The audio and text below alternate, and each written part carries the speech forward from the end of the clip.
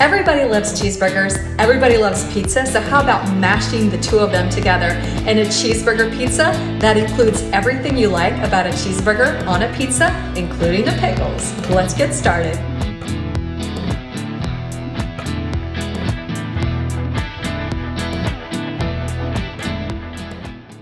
We start this recipe with my really easy basic pizza dough, but you can use store-bought dough if you want to.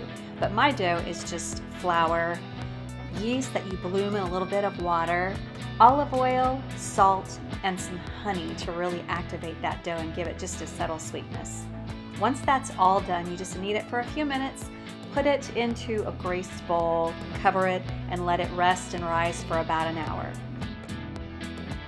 Then you need to make that sauce, and all it is some mayonnaise, some mustard, some ketchup, and then just a little bit of sriracha for some heat. Give it a good mix and set it aside while you assemble your pizza.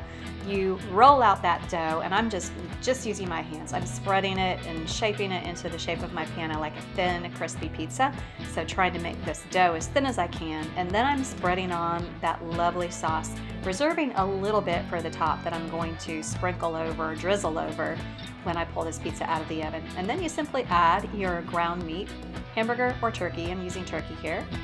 And then some gorgeous old-fashioned American shredded cheese. There's no better cheese for a cheeseburger.